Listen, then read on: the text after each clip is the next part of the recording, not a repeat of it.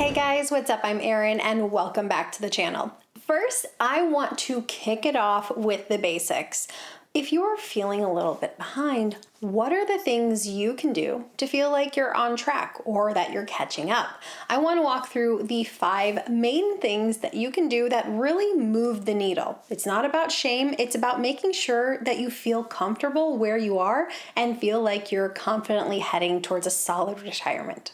Step number 1 is to know your gap. You cannot fix what you can't see.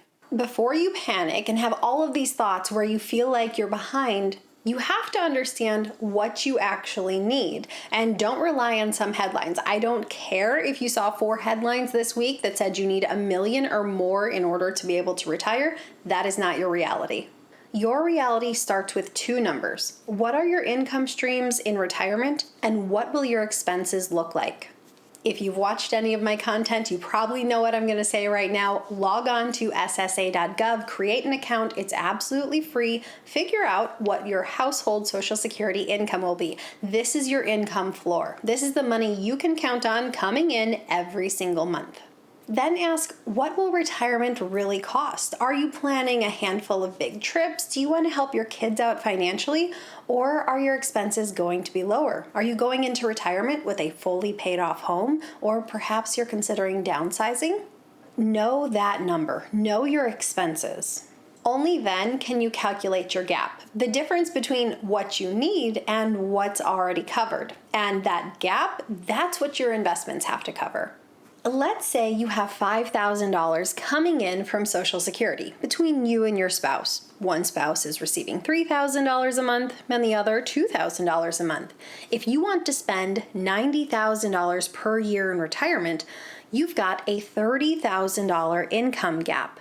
With a 5% withdrawal rate, you could retire with a $600,000 portfolio.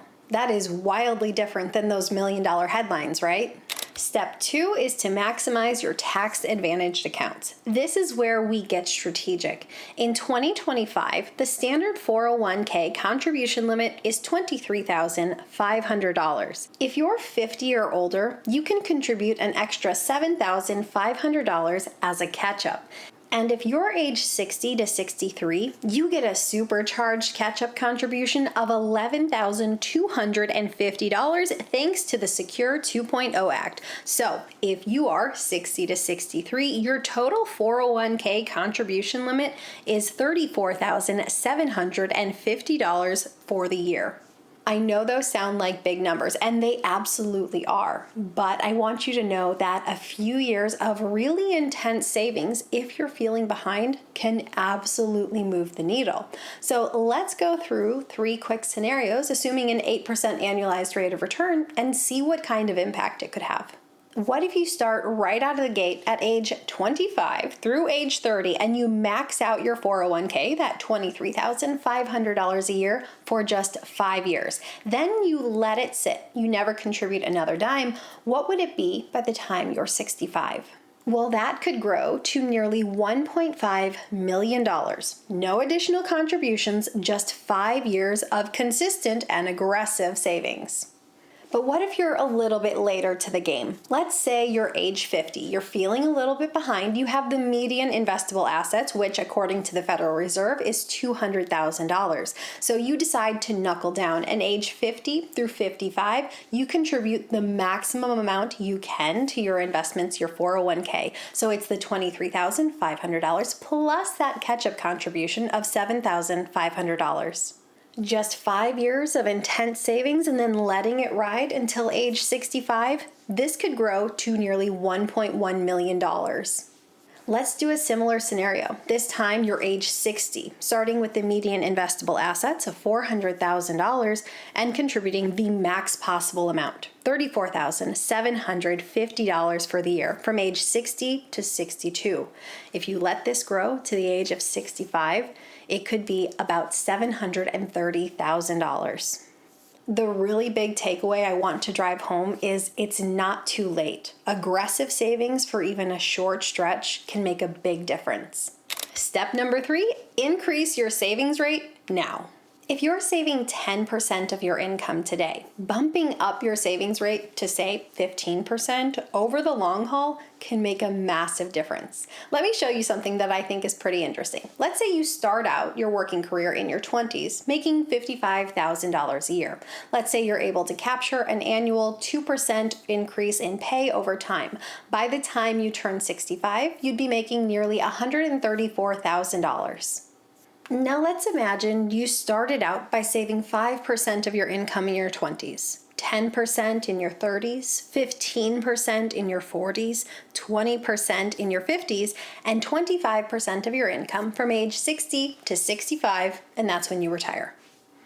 If you can capture an 8% annualized rate of return, we could describe this as a gradual starting savings plan that ramps up over time. And if you followed it, by the time you reach retirement at the age of 65, you could have a portfolio of nearly $2.8 million in investable assets. That is the power of consistency. You don't have to start out with the perfect savings rate. You just need to start and stay consistent. And importantly, work on growing your income over time, because as your income grows, it becomes easier to save a greater dollar amount. And if you want to make it even easier, make sure you're saving a percentage of your income, not a flat dollar amount. That way, whenever your income increases, you automatically increase the total dollar amount that you're saving. And what if you're behind? Let's say you want to increase your savings rate. You can do this gradually. Maybe you increase your savings rate by 1% per year until you get to the target rate you want to be at. You don't have to make these massive shifts. Gradual shifts done over a long period of time are perfectly fine. Step number 4, consider delaying your retirement, even slightly. Let's set the stage. You're 62. You've been working hard for decades. You're tired and maybe feeling a little bit burnt out. You look at your numbers and you could say, I could probably retire now. I might have to cut a few corners. I might have to be careful, but I think I could swing it. What if you gave it just 2 more years in the workforce? I know working longer isn't really the dream for most people, but a subtle shift in your retirement date, just a couple years in this situation, going from 62 to 64, can make such a difference, more than people realize. It's not about just working longer, it's about giving yourself more freedom and flexibility in the future. Let's break it down with an example. Let's throw in some real numbers. Assume someone is making $100,000 a year. What would the impact be? First off, we have 2 more years of contributions to investments. Let's say this employee was saving 15% of their income and they had a 3% employer match. That's $18,000 additional to their investments. Compounded at 8%, that adds up to about $47,000 to their nest egg. 2, we have employer health insurance. If your employer offers health coverage, this could total easily $10,000 in benefits. 2 additional years is $20,000 saved. By continuing to work, you avoid drawing from your portfolio. Not withdrawing $40,000 a year and letting it grow for 2 more years would add about $63,000 to your net worth. And what about the impact of delaying Social Security? At age 62, your benefit might be $1,400 a month, or about $16,800 for the year. By age 64, if this was your benefit, it would increase to $1,600 a month, or just under $20,000 for the year. So the total financial boost, if you continued working for an additional 2 years, roughly a $150,000 boost in added value, plus $2,500 more in Social Security income every single month for life. Over the course of a 25-year retirement, that's about a $64,000 increase in spending power. It is not always fun to keep working, but strategically, it can be incredibly powerful. Step 5 is to reduce lifestyle inflation. This one might be the most overlooked of all. If you're making more but spending more, you're not really getting ahead. You want to lock in a modest lifestyle before those big raises come, because when your income increases, you also want to make sure your savings increases as well. That is why saving a percentage of your income is so smart. When you get an increase in pay, you automatically end up contributing more to your investments in terms of total dollars. And at no point am I saying I don't want you to enjoy your money. When you make more, you absolutely should be able to elevate your lifestyle a little bit, but you should also be increasing your savings. It's just about creating a balancing act, about enjoying your money today, but also making sure that you're preparing for your future. If you're feeling behind, it's okay. No, you're not alone. And what matters most is not where you are today, but the steps you're willing to take next. Can you find a way to increase your savings rate? Would you consider delaying your retirement? Do you know how much you're actually going to be spending in retirement? Can you find a way to keep your lifestyle in check? All of these matter, and all of these can move the needle. Once your retirement plan is in place, how do you know how it will actually hold up? Well, you have to stress test it. Just like a plane gets tested before takeoff, you have to find a way to test it. And here's how. Scenario 1, a market crash. You just retired with a $1 million portfolio. You have your budget, you have a withdrawal strategy, you are feeling confident. But then the market drops 25% in your first year of retirement. All of a sudden, your portfolio balance shrinks to $750,000. You still need to make your $40,000 withdrawal, and all of a sudden, your portfolio balance is $710,000 before the first year is even over. This is sequence of returns risk. The danger of withdrawing during a downturn. The order of returns you capture, especially early on, can make or break your long-term financial plan. But there's a solution. Have a cash buffer. I recommend keeping anywhere from 2 to 5 years of your retirement spending gap in a liquid position, whether that is a high yield savings account or a money market fund, somewhere where it is easily accessible. And when I say your retirement spending gap, I'm referring to the amount you're spending in retirement minus your guaranteed income streams. If you spend $90,000 a year and Social Security covers $60,000, then your gap is $30,000. So a 2 to 5 year buffer would be $60,000 to $150,000, not $450,000, not your entire spending. This buffer really allows your investments to breathe. You're not forced to sell your investments at a loss. And having a cash buffer that you can turn to during market downturns makes your long-term plan far more resilient. I want to zoom out and run a Monte Carlo simulation with these assumptions. Let's say we have a $1 million starting portfolio, a $40,000 needed annual withdrawal, a 30-year retirement, a 7% average annual return with a 15% volatility, and we'll consider 1,000 simulated market paths. The result is in 91.5% of cases, the portfolio lasted 35 years without running out of money. This is a really strong outcome, but it's not a perfect guarantee. We do have 8.5% of RAND scenarios where the portfolio didn't have enough money to sustain a 30-year retirement. And this is why having a cash buffer can be a total game changer. It protects you from having to draw on your investments during incredibly volatile times. It can change the entire risk profile of your portfolio. So if you have this cash buffer, it should move your feeling from I'm probably fine to I'm totally fine. I've got this. What is a Monte Carlo simulation? It's a tool that stress tests your retirement plan against thousands of possible outcomes: good markets, bad markets, crashes, and booms.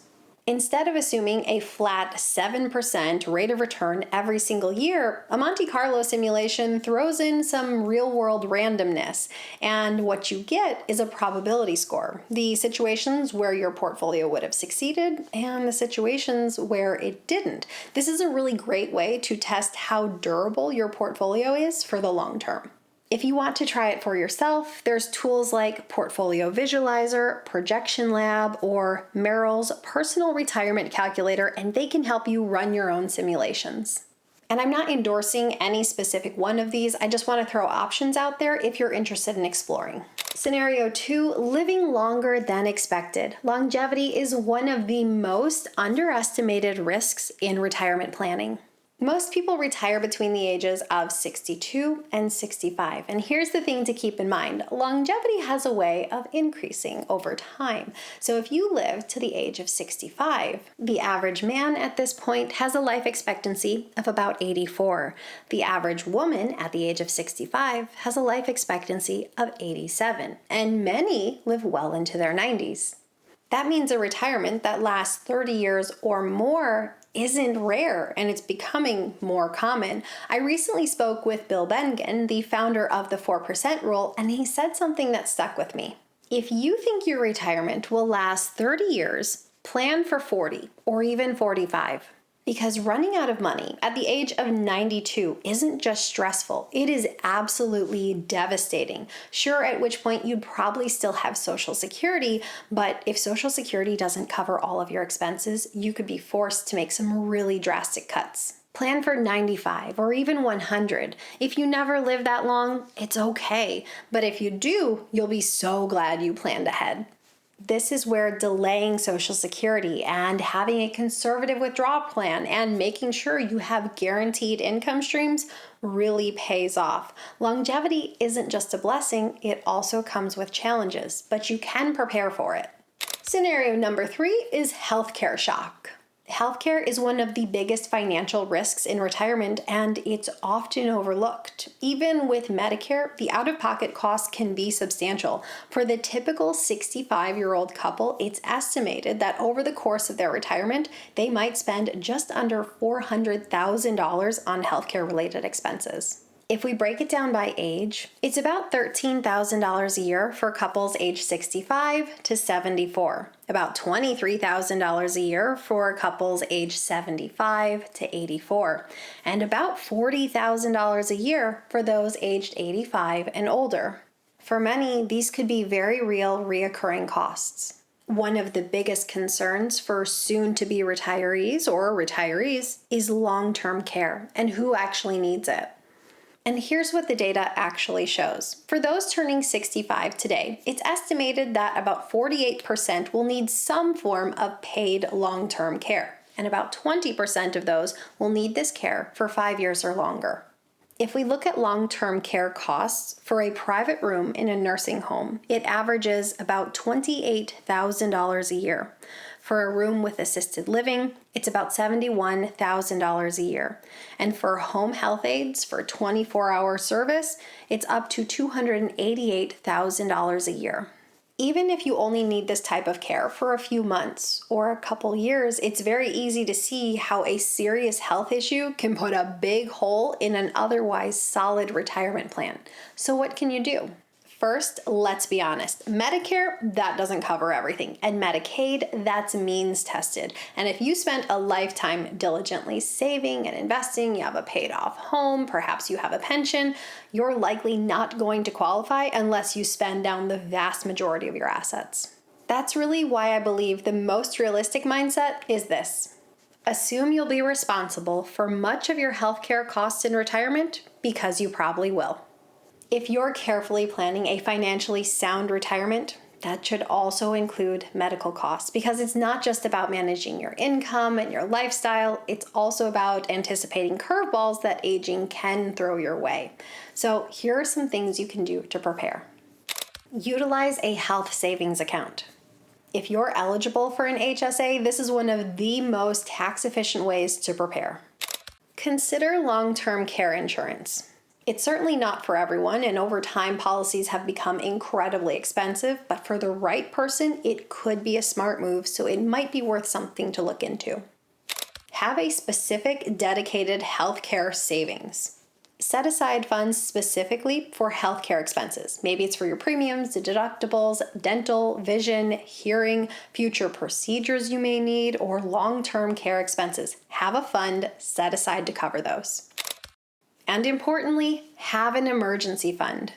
You always want to have some assets liquid so you're not forced to sell investments in a pinch. When you treat healthcare as a core part of your retirement plan, not a footnote, you give yourself options, flexibility, and peace of mind, because the people who build in that margin are the ones who navigate retirement with true confidence. It's very reasonable to expect that as a household, you could easily spend $100,000 or more on health-related expenses in retirement. It's likely not to come all at once, but over time, it very realistically could come.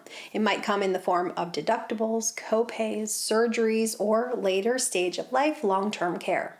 The point is this: don't be caught off guard. Make healthcare expenses an essential part of your plan. Scenario number 4, an inflation spike. Let's talk about inflation because it is one of the most underestimated risks in retirement. And the thing is, it doesn't show up all at once like a market crash, but over time, it quietly erodes your purchasing power and, importantly, your peace of mind. When you're working, it's easier to handle inflation, especially if you're in a situation where you're having an increase in your pay over time. But when you enter into retirement, the situation is often different. Many retirees live on a fixed income, whether that is a pension, Social Security, and a set withdrawal from their investments. So this can mean that heavy inflation can absolutely squeeze your budget tighter than you imagined. Inflation doesn't hit everything equally, and it often hits hardest the categories that retirees rely on most, like medical care, prescription drugs, housing and utilities, groceries, and transportation. These categories have consistently been among the hardest hit by inflation. A few months at 6 or 8% inflation, that's manageable, but several years in a row, and that's where real damage can happen. Let's look at an example. Let's say you spend $60,000 a year in retirement. If inflation averages 7% for just 3 years, in year 1 you'd be spending $60,000. By year 2, over $64,000. Year 3, nearly $67,000. And by year 4, almost $74,000. In just 4 years' time, your same lifestyle would cost nearly $74,000. That is a 23% increase for the exact same lifestyle. And if your withdrawals or your income are not keeping pace, you are going to be faced with some really tough decisions. Would you withdraw more from your investments, hurting your long-term sustainability, or would you cut back on your lifestyle? Neither is ideal for a stable and enjoyable retirement. Now, it's easy to assume at this time, if you're able to capture a 7% rate of return on your investments, you're breaking even, right? Well, returns don't happen in a straight line, and especially during times of high inflation, we often experience a lot of volatility. Historically speaking, periods of high inflation have come with periods of high volatility, poor market performance, poor bond performance, and just flat or negative returns for portfolios. Case in point, the 1970s. Inflation was over 7%, the markets were choppy, the bond market got hammered, and real returns were lower than many retirees expected. If you retired during this time, it's likely that your portfolio took a beating. Even modest inflation, say 3% per year, has a big impact on your purchasing power over time. Let's say you retire and you're withdrawing $40,000 a year from your portfolio, and you're experiencing standard inflation of about 3% per year. In year 10 of retirement, you'd need about $52,000 to maintain your lifestyle. By year 20, about $70,000. And by year 30, you'd need about $94,000. That is more than double your original withdrawal just to maintain your same lifestyle. Now, of course, there is nuance to this. Many retirees tend to spend less over time in terms of real dollars as they age. Travel slows, entertainment drops, and lifestyles often simplify, especially after the age of 75 or 80. Healthcare costs may increase, but overall discretionary spending tends to decline. Still, this example highlights a key truth that even steady, moderate inflation will erode your purchasing power over time, and a plan that once looked rock solid, if zero adjustments are made, could really be in a bad place 20 or 30 years down the road. So what are the best things you can do to protect yourself against inflation? 1, build flexibility. Make sure you budget for change because every single year is not going to look the same. 2, own inflation-resilient assets. Stocks, real estate, and tips can absolutely help. 3, delay Social Security.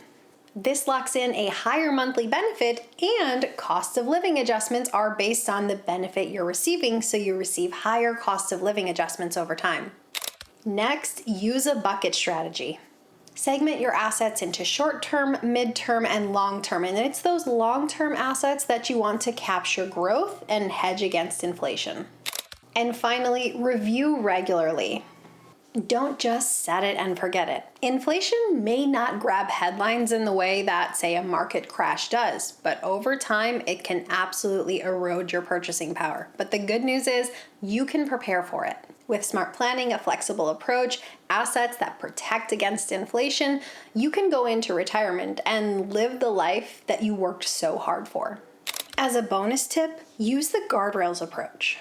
Retirement doesn't have to be a fixed, rigid withdrawal approach. In fact, most retirees who allow flexibility into their plan have a more resilient plan, and this is exactly what the guardrails approach is designed to do. So rather than withdrawing the same amount every single year, a guardrails approach gives you a spending range. You get a high limit and a low limit, and you withdraw based on how the market is performing. Compared to a fixed withdrawal strategy, like withdrawing a set 4% inflation adjusted every single year, when we look at spending models, the guardrails approach has shown a greater success rate. And why is that? Because it lets you cut back when the markets are down, and it lets you enjoy spending a little bit more when the markets are up. It helps you prevent yourself from locking in too many losses during those rough years, but it prevents you from overextending yourself during the good years. A flexible strategy means that your portfolio is more likely to last through a 30-plus year retirement because it adapts to the situation. For instance, let's say you have a target withdrawal from your investments of $40,000 a year. With a guardrail strategy, you build in flexibility by setting two boundaries. You might have an upper guardrail, which is 10% above your target, say $44,000 a year, and a lower guardrail that might be 10% below your target, $36,000 a year. If the market has a strong year, maybe you increase your withdrawal to that $44,000 a year. You get to elevate your lifestyle a little bit, maybe you take an extra trip. But if the market has a poor performing year, you only withdraw by that lower boundary, $36,000 a year, and you cut back your lifestyle a bit. These aren't drastic changes, and they're temporary adjustments that help protect your long-term plan while still supporting a comfortable lifestyle. And remember, your withdrawal likely isn't your only income. Maybe you have a pension or you have Social Security, and that creates a solid income floor so you don't have to drastically adjust your lifestyle. The key to making the guardrails approach work is to have an annual reassessment. Every year, review your portfolio balance and spending needs. If your withdrawal hits one of the limits, upper or lower, it triggers a course correction. You raise or lower your withdrawal target for the next year. This strategy was originally formalized by Guyton and Klinger, and studies have shown that over time, especially in volatile markets, it gives greater longevity, sustainability to a portfolio. And one of the really amazing things about it is that over time, even in volatile markets, if you follow a guardrails approach, many retirees have higher average spending over the course of an entire retirement. And this is because the guardrails approach really corrects spending in real time, or it responds to true market conditions. So in short, spend more when the markets are strong, pull back when they're not, and stay confident your plan can adapt. It's a flexible strategy that mirrors how real life and real markets actually work. Retirement isn't about perfection, it is about preparation. You want to make sure you can protect your portfolio against all of the real life risks that can and do happen over time. The best plan isn't one that looks great on paper, but one that holds up to the true world that we live in. If there's one mistake I see over and over and over again, is that people tend to think retirement is defined by one singular number, whether that's 1 million, 2 million, 5 million, you name it. But the truth is, retirement isn't about net worth. It's about cash flow, because cash flow funds your life. Now, it's not your fault. Every headline we see obsesses over this number. We see headlines that say you need 1 million, 1.5, or $2 million to retire. We end up internalizing this message and thinking that if we don't hit one of these numbers, we're not ready. And then we have the 4% rule, which is one of the most misunderstood rules in personal finance, and it gets applied too broadly and way too simplistically. The 4% withdrawal rate was designed for the absolute worst case scenario in history. The gentleman who created it, Bill Bengen, even says that he uses much more aggressive withdrawal rates, and it depends on the situation, but sometimes it's 5, 5.5%, 7, 8, even 9% in some cases. So here's the moral of the story. Don't take those headlines as gospel. Retirement is way more nuanced than that. And another thing we also forget is that most retirees don't simply rely on their investments. Many retirees have other sources of income, namely Social Security, perhaps a pension, maybe real estate income, or maybe part-time work. It all adds up. According to the U.S. Census Bureau, the median retirement income is just over $50,000, and many retirees are doing just fine, not because they have massive portfolios, but because they've built reliable income streams. We've been trained to think in totals, but you don't need to spend your net worth. You spend your income, and your net worth is a tool that brings in an income, and your income depends entirely on your lifestyle. Do you have a fully paid off home and you want to stay local and spend time with your grandkids? Or do you want to travel extensively and give lavishly? These are two very different lifestyles, and they come with very different price tags. Neither is right or wrong, but it depends on what you want. Retirement success isn't about hitting some magic number. It's about making the numbers work for you, and that really comes down to 3 things. Number 1 is your monthly income. This is your foundation, and a steady cash flow that covers your basic needs is life-changing. Here's generally where those income sources come from. First off, Social Security. As of 2025, the average Social Security benefit is $2,000 a month. But of course, your benefit is going to depend on when you claim as well as your work history. But for many, Social Security is a significant portion of their retirement income. Next up, pensions or annuities. If you're lucky enough to have a pension, this is a guaranteed stream of income in retirement. Also, for many who have an annuity, this provides a stable sense of security. Knowing this exact amount is coming every single month or every single year can bring this overall sense of calm to your retirement planning. Rental income or part-time work. Whether it's a part-time gig, consulting, or a rental property that brings in even a modest income, this can have a measurable impact on your retirement. If you can generate just $1,000 a month in retirement from something flexible and reliable, that's $12,000 a year. With a 5% withdrawal rate, that's the equivalent of needing $240,000 less in your investment portfolio. In other words, even small monthly income streams can drastically reduce the pressure on your investments and help to guarantee that your portfolio will last for the long haul. The goal is to build up stable and reliable income streams that show up rain or shine. Number 2 is monthly expenses. This is where lifestyle meets reality, and here you want to get crystal clear on where your money is going, and it's typically going to fall into 3 categories. Number 1, fixed expenses. This might include housing, utilities, insurance, groceries. These expenses don't change month to month that much.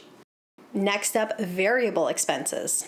This would be things like travel, dining out, gifts, and hobbies. These are fun and essential to life, but often the first place you trim if you need to cut back in your budget. And finally, medical costs. For many retirees, healthcare expenses start off small, but they grow over time. Healthcare inflation is absolutely a real thing and something you want to plan for in your retirement plan. And importantly, remember that understanding your expenses is not about restriction. It's about having clarity to give yourself the confidence to spend what you need to and what you want to. And finally, we then come to your withdrawal strategy. This is where it all comes together, and honestly, where many plans fall apart. One approach is a dynamic strategy like Guardrails, which adjusts your spending based on market conditions. For example, if the market's down, you would temporarily scale back your withdrawal and withdraw less during this time. And if the market is up and performing well, you would give yourself permission to withdraw more and spend more. Compare that to a flat 4% withdrawal every single year, no matter what is happening in the world. It's very simple, but it's not always the best approach. If you're willing to be flexible with your strategy, this makes your plan more adaptable and more resilient, and honestly more responsive to real-world conditions rather than adapting to a theoretical spreadsheet. 86% of retirees say they're generally happy in retirement, even though most aren't millionaires. That is a really powerful reminder that happiness doesn't hinge on having a 7-figure portfolio. And there is nuance to this because nearly just as many retirees report feeling financially comfortable in retirement. And again, this serves as a great reminder. And yes, many retirees do say that they have financial worries, and these worries tend to revolve around healthcare costs, market volatility, or the fear of outliving their money. Happiness and finances might be loosely tied, and they can create a gap against each other, but understanding where this gap is and what you need to do to fill it can bring you a greater peace of mind. But just know that money itself does not guarantee happiness. So how much does the typical retiree have saved? Here are the median retirement savings by age. Ages 55 to 64, $185,000 in investable assets. Ages 65 to 74, about $200,000 in investable assets. And ages 75 and older, about $130,000 in investable assets. These are by no means millionaire level numbers, but they reflect a reality for the vast majority of Americans. The vast majority of Americans do not have 7-figure portfolios to rely on in retirement. Instead, they budget, they lean into Social Security, maybe they have a pension or part-time income, and they adjust their lifestyle. If nothing else, this should be reassuring. You do not need to hit some arbitrary net worth to have happiness in retirement. What you need is a plan that allows you to live the lifestyle you want and the income that supports the lifestyle you're aiming for. Now let's do a real life example. We'll take 2 retirees and we'll say they've each saved diligently and built up a $1.2 million portfolio. On paper, their net worths look identical, but once they get to retirement, their experiences are quite different. Let's say we have retiree A. They're retiring early at 58 with no pension. To fund their $60,000 a year lifestyle, they'll rely entirely on their investments at first. At 62, they'll begin collecting $20,000 a year in Social Security, reducing the pressure on their portfolio to just $40,000 a year. Here's how that plays out. In years 1 through 4, they're taking $60,000 or $240,000 total from their portfolio. This is a bridge strategy. So they set aside this $240,000 in cash or short-term assets. The remaining portfolio, $800,000, is invested for longer-term growth. Post age 62, they only need to draw $40,000 a year from their investments. Using a clean 5% withdrawal rate, this tells us we really only need $800,000 in investments. Here's why this works. When they start, yes, they're heavily withdrawing from their portfolio, but it's only temporary, only for a set number of years. They have this money set aside. This is a bridge strategy. They can withdraw this from short-term investments, then they have the remainder of their portfolio in more mid or long-term investments, encouraging it to grow and maintain purchasing power and ensure the longevity of the portfolio.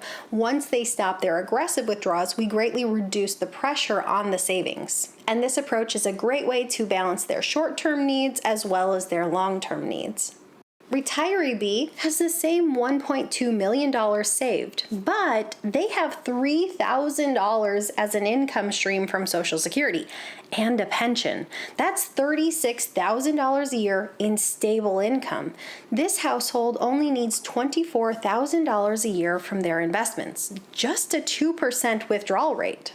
They too are comfortable using a 5% withdrawal rate. So this tells us that they truly would have only needed $480,000 invested to cover this $24,000 gap in their expenses. In this case, they've saved more than double what they truly need to fund their lifestyle. So is this $1.2 million relevant? Well, it is, but it's relevant with context. If your portfolio is your only income source, your $1.2 million portfolio needs to do a lot of heavy lifting and it has to work hard. But if you have alternative income streams, whether that is Social Security, an annuity, a pension, you name it, this takes a lot of pressure off your investment portfolio, and really your investment portfolio becomes a backup plan, not a lifeline. And here's the deeper truth. The lifestyle you want to live is the most important factor. If you've saved well above and beyond what you need to fund that lifestyle, truth is you have a surplus. And yes, a cushion can bring a tremendous amount of peace of mind, but it's also worth asking the question, how many of your life hours did you trade to build that surplus? The goal isn't to save, but to live intentionally, to align your working years with your retirement years to fully live the life you want. With these portfolios that we showed, we have the same net worth, but two totally different retirement outcomes. In one, the full portfolio is really a lifeline. In the other, it's a backup plan. And this really speaks to why cash flow, not just a big net worth number, is the driver of success in retirement. It's time to move away from the question that everyone asks. Instead of asking, what's your number? Start asking, what's your monthly cash flow? How stable are your income sources? How flexible is your spending if the markets dip? How much risk is your portfolio carrying to meet your needs? Because here's the truth. You could have $2 million invested and you could still feel anxious because it's all riding on what happens in the market. Alternatively, you could have a $600,000 portfolio and feel completely at peace because you have a really solid income floor and guaranteed income streams and a right-sized lifestyle that allows you to have a lot of margin in your budget. What determines your success in retirement isn't just the overall size of your net worth. It's how predictable your income streams are, how stable your withdrawals are, and how much this aligns with the life you want to live. Your retirement plan isn't just about what you've built. It's about how long it lasts and how it feels to live it. So if you take one thing away from this video, let it be this. Retirement isn't about hitting a specific number. It's about hitting an income that allows you to live the life you want with freedom, flexibility, and comfort. At the end of the day, it is not your net worth that funds your lifestyle, it is your cash flows. So if you've made it this far, I hope this didn't just give you information, but it also gives you confidence. Yes, retirement takes planning, but it's absolutely doable. Whether you're catching up, testing your plan, or rethinking what retirement really means, you can do this. Start where you are, know your gap, build up your income streams, plan for curveballs, and know that retirement isn't about hitting someone else's magic number. Retirement isn't about perfection, it's about preparation. So let me know your thoughts in a comment down below. I post new videos every single week. If you got anything at all out of this one, please give it a like. If you're new here, please consider subscribing, or if you know of someone who might get something out of this type of content, please consider sharing. I'll see you soon. Bye. This is a long video. It is 20 pages of notes. I'm going to be talking for hours. I am so sorry. Even if you only need this care for a handful of months. No. And it's build a cash buffer. No. We're gonna wait out the dog barking.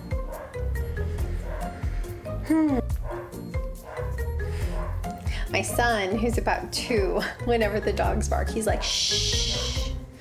I wish it were that easy. I wish that did something. Does nothing. I blinked and my contacts went completely blurry. Couldn't see a thing. I don't think it'll affect you guys, but it affected me for sure. Cost of procedures or even long-term care needs. Did you hear it? I said it weird and I'm not gonna let that be published. What determines your success in retirement is not the size of your nest egg. What is it? Sorry.